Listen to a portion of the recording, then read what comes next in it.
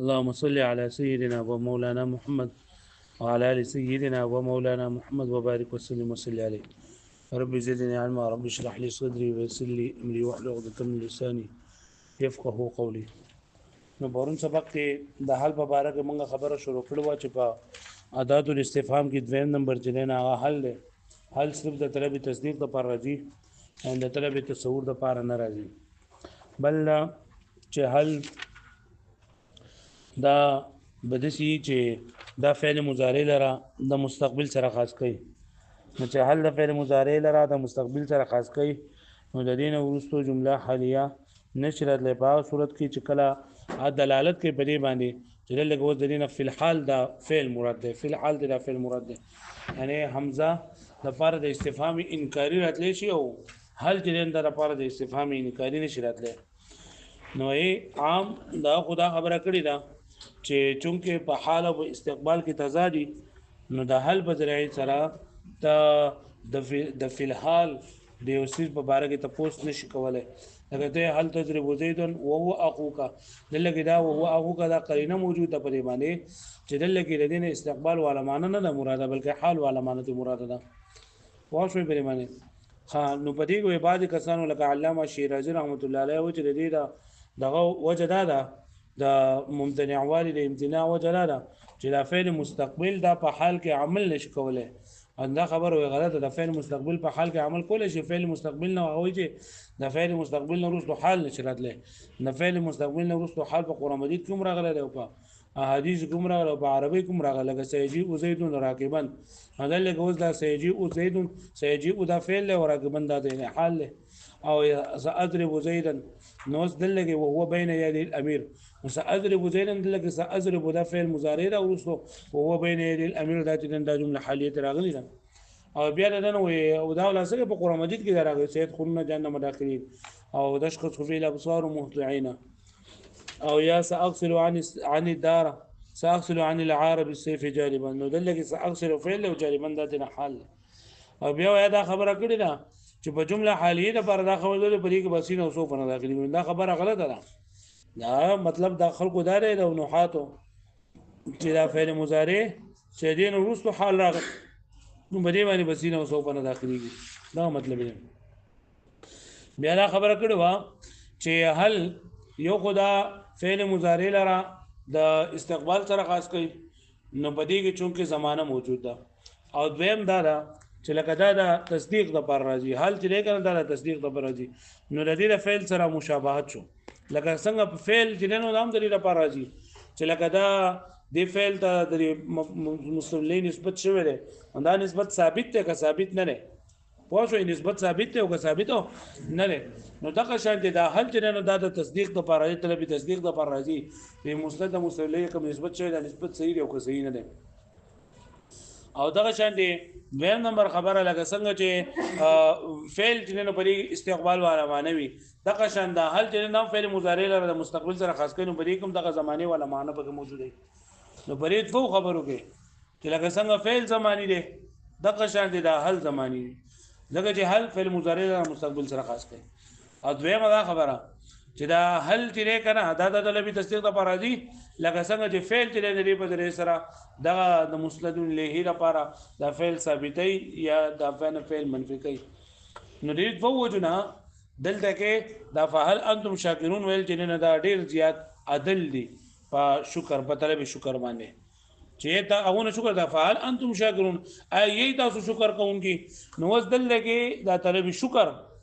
په دې باندې دا ډیر زیات عدل دي. هل انتم شاکرون د هل تشکرون نه او د هل انتم تشکرون نه هل تشکرون پرې کې دا هل جن ډایرکټ په فعل مضارع باندې داخل شوی دی پوه شئ. او په هل انتم تشکرون کې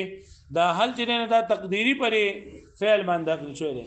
ځکه هل انتم تشکرون په اصل کې هو هل تشکرون نو دا اولنې تشکرون فعل حذف شوی دی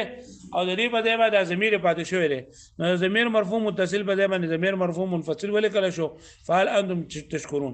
نو په هل انتم تشکرون کې په دې کې اگر چې تکرار وکړه غلې دی د فعل تقديري تور باندې خو بیا هم د دینه د هل انتم شاکرون دا ډېر زیات عدل له ډیر زیات دلالت کوونکی په طلب شکر باندې. د دې وجه دا ده چې ګوره فعل تشکرون په دې کې خو قرینه سره خدا حل په فعل مضارع باندې داخل له او فعل انتم تشکرون کوم تقدیری طور باندې داخل له او فعل انتم شاکرون کې نه داخل او نه دلته فعل شته او هل راضی د پاره د زمانه او هل راضی د پاره د تصدیق نو دا کم یو څه چې لاکار شوی نه کوم نږدې چې لاکار شي نو ډیر زیات دلالت کوونکی په نسبت د نور باندې نو دلته هل سره اگر چې فعل نشته لري دا هل سره اگر چې په دې جمله کې فعل نشته لري خدا هل دلالت کوي د زمانه بعد چې د زمانه د پاره شي او هل دلالت کوي په دې باندې چې دا لګي دا فعل فاعل د پاره ثابت کړل یعنی تصدیق د پاره راځي د تصدیق د پاره راځي نو هل ته انتم شاکرون دا ډیر زیات عدل دی واښوي وګورئ ولهذا ولأن لها مزيد اختصاص بالفعل ويجري هل لپاره ډیر زیات خاصواله للفعل سره چې دا فعل سره خاص وي كان فهل انتم تشكرون ادل على طلب الشكر نو هل انتم شاكرون چې دا ډیر زیات دلالت کوي په طلب د شکر باندې دا فهل تشكرون او هل انتم تشكرون مع انه مؤكد بالتقرير سره د دې چې هل انتم تشركون نه هل انتم تشكرون دا مؤكد دی په تقریر سره ځکه اذا انتم فاعل فعل محذوف ځکه په ترکیب په اعتبار سره دا انتم دا فاعل له فعل محذوف د پاره اصل کې یسو فهل تشكرون دا تشکرون فعل حذف شوی دی ضمیر مرفوع منفصل لای په دې باندې پیدا شوی ولی اوس وایي چې کله چې دا فعل انتم شاکرون دا ولې چې نه ډیر زیات اکد دی عدل دی ډیر زیات دلالت کوونکی په طلب شکر باندې لأن ابراز ما سيتجدد في معرض الثابت ځکه ظاهر اول د هغه څه کوم چې په پیدا کیږي چې الله کې شکر دی په معرض د پزیره ثابت کې ګرځول شوی دی ادل على كمال العنايه بحصوله دا ډیر زیات دلالت کوونکی دی چې د دې حاصلول د کامل توجه کړل شي چې دې حاصلولو ته الکه یو څه ذکر دی کنه چې ذکر دی راته څوک دوره توجه نه ور کوي او کم څه ذکر نه او پکا دار چې ذکر کړل شي هغه ته ډیر زیات توجه خلق ور کوي لکه مطلب یو انسان دی دا په مجلس کې حیثیت ته نو راغله دی او چې کم نه راغله نو خلکو سره فکر چې لګه پلان کې ول نه راغله پلان کې ول نه راغله نو دا حل چې نه دا د فعل سره خاص را د فعل سره فعل مضارع لپاره استقبال په معنی باندې راځي او حل چې دا زمانی پکار دی او حل تصدیق لپاره راځي او فعل انتم شاکرون کې دا نشته نو چې نشته نو دې بډیر زیات انسان به توجه بده تکي چې دا حاصل شي نو فعل تشکرون که خواغاسی حاصل دی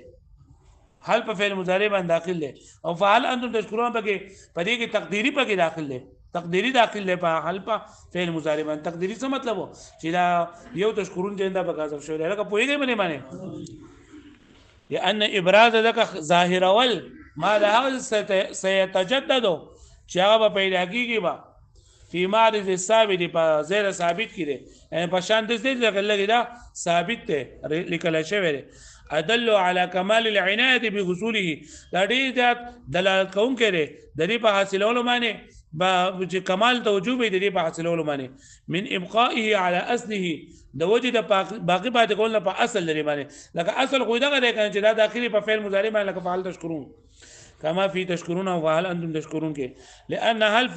هل تشكرون وهل انتم تشكرون على اصلها ذکر هل تشكرون وهل انتم تشكرون کې په اصل باندې ولي لكونها داخله على الفعل تحقيقا في الاول ذکر چې دا هل په اولنی کې داخل شوی په فعل کې په فعل باندې داخل شوی تحقيقا وتقديرا في الثاني او بل دویم کې یعنی فعل انتم تشكرون کې په دې کې دا هل په فعل باندې داخل شوی تقديرا لکه پوه شو بلی منی وفهل انتم تشکرون ادل على طلب الشکر او دا هل انتم تشکرون چې دا ډیر زیات دلالت کوي فانتم تشکرون فانتم تشکرون ولې لکه افانتم تشکرون دا چې دا طلب تصدیق لپاره حمزه هم راځي او د طلب تصور لپاره هم راځي او هل چې دا صرف د طلب تصدیق لپاره دي بل چې په حل کې حل دا زمانی وي او حمزه چې دا زمانی نه وي وإذا فعل أنتم شاكرون دي زیاد درکون طلب شکر نه اف انتم تشکرون ايضا ولي وان كان للثبوت اگر دې ثبوت د باره به اعتبار کوم لان هل ادعى للفعل من الهمزه دي ځکه هل چې دا ډیر زیات غواړي دعوت ورکو طلب کوونکی دی د فعل لره د حمزه نه یعنی حمزه چې دا نو دا په فعل هم داخلي دي شو په اسم هم داخلي دي شي خو هل صرف او صرف په فعل باندې داخلي دي شي نو چې هل راغی دلته کې او فعل نشته نو دلته به خامخاته له فعل راو باسمه فتركه معها نو بس پر خودل لري یعنی پر خودل لري فعل د حل سره ادل على ذلك دا ډېر زیات دلکون کې بری باندې کمال عنایت په اصول ما ته ځکه چې ډېر زیات توجه را کامله توجه د فاصله ولا کم چې پیدا کیږي ولهذا د دې وجنه هل ادعى چې هل اجنه د فعل لري ډېر زیات دعوت ورکوم فعل لري غوښتون کې د حمزانه یعنی حمزه استفهام دا په اسم داخليږي او په فعل هم داخليږي او هل جن داسې په فعل باندې داخليږي په اسم باندې نه داخليږي نو دا هل ډیر زیات غوښتون کې فعل لره د دې وجنه هل زید منطلق دا حسن بری کې نشته الا من البلیغ مگر د بلیغ نه چلا راشي هل زید منطلق چې نه نو بری کې فعل نشته فعل بګي نو که یو کس په دې باندې پوهیدو چې دا هل ته فعل سره خاطر لکه نه راغلی الله ولا زه مقدر کومه نو بیا خو صحیح ده او که په دې باندې نه پوهیدو نو هل زید منطلقون بیا صحیح نه حسن پکې نشته دا قبیح دي ولې قبیح دي ځکه چې د هل په داسې جمله باندې راغلی چې فعل پکې نشته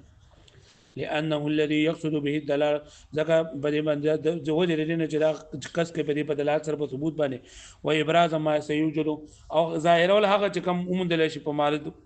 وجود کې وهي قسمان او دا هل بد قسمه بسيطه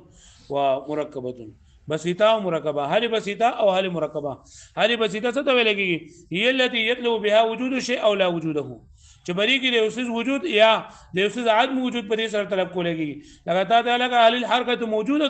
ته نعم او یلا نو دا هل بسيطه ده لګا په جواب کې یو څه راځي نعم او لا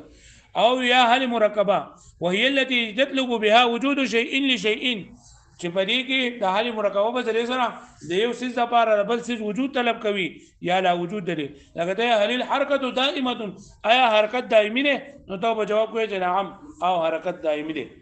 پوه شو به معنی نه لري په جواب کې کله جواب کې یو څه راتلو جو حالي بسيطه ده او کله څه نه راتلو جواب په جو سره مرکبه ده بسيطه چې یو څه وجود او عدم وجود بیان شي دا وجود او عدم وجود په اړه ته پوښتنه کیږي مرکبه چې دې ته ویل کېږي چې د یو څه د وجود د یو څه د ثابتول د وجود د یو څه د ثابتول لپاره یا د یو څه د منفي کول لپاره جنده راځي بسيطه وهي التي يطلب بها وجود الشيء ولا وجوده كقولنا الحركه موجوده جاء حركت موجوده يا لا موجود ومركبه هي التي يطلب بها وجود شيء لشيء چاغه اصلي چې طلب کولای بل سره وجود د یو بل څه لپاره او لا وجوده لو كقولنا هل الحركه دائمه او لا دائمه لکه حرکت دائمه فان المطلوب وجود الدوام للحركه او لا وجود لها نو دلته مطلوب څه دی چې دا دوام حرکت ته ثابت دی او دوام حرکت له ثابت نه دی وغلیت برفی هذه شیئان غیر الوجود وای په دې کې اعتبار د دوه څه کولای کېږي علاوه د وجود نه وفي الاولى شيء واحد نو په لونی کې د یو څه په اړه کې تاسو کولای کېږي نو فکان مرکبه من نسبه الى الاولى نو دا به مرکب شو په نسبت سره اولنی دا وهي بسيطه من نسبه اليها او دا اولنی بسيطه ده په نسبت سره دویم ده لکه پوه شو به معنی دا حمزه او د حل په اعتبار سره او شو وذین علاوه چې نور کم باقی استفهامی الفاظی نو بری کې دا ما چې دی ما دا ښه اوس بدی کې دا ټول طلبي تصور لپاره ټول لازم طلبي تصور لپاره ټول لازم بیا ما چې لري دا په دوه قسمه باندې یو ما شرحیه او یا ما حقیقیه ما شرحیه چې دی اوس دا ما شارحه او یا ما حقیقیه ما شارحه دې ولګي چې د اوس وضاحت په دای په ذریعہ سره طلب کولای کیږي نو په جواب کې مې مشهور ټکی راځي او یا په اوس ماهیت دای په ذریعہ سره طلب کولای کیږي پوه شئ لکه پوه شو به دې معنی وګوره والباقیه من الفاظ الاستفهام او باقی الفاظ استفهام چې کوم دي یعنی دا هل علاوه دا نور تشترك في انها لطلب التصور فقط دا مشترک دی بدی کې دا دی په سره طلب التصور کیږي وتختلف او مختلف تلا من جهه ان المطلوب بكل منها تصور شيء اخر چې مطلوب په سره په هر یو سره تصور دی بل څه قيل ولکیږي فيطلب بما شرح الاسم چې دا ما په سره دی او څه وضاحت طلب کولېږي اسم وضاحت طلب کولېږي نو دې ته ما شارحه وي څورته وي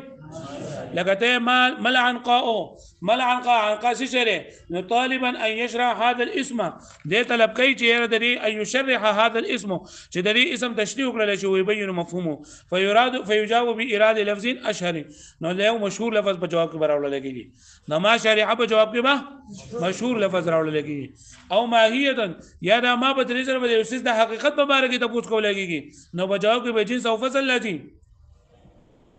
او ماهیه المسمى یا به ماهیت د مسمى په باره کې به تاسو کولېږي لکه حقیقت التي هو بما هو چې دې حقیقت شریک قول نعمل حرکت اے ما حقیقت مسمى هذا اللفظ چې د دې حقیقت شریک کوم ته جلال لفظ ورکړل شوی فيجاب باراده ذاتيته نو ذاتيات په ورلا استعمال چې د څه چې هغه جنس او فصل بګي جنس او فصل ذاتي شي لکه ته مل انسان معنا یعنی انسان حقیقت شریک ته په جواب کې چې حیوان ناطقون چې دې په دې سره د ډبل سي نه جوړ شي هغه پوه شو د ما څو قسمونه دي و ما شارحه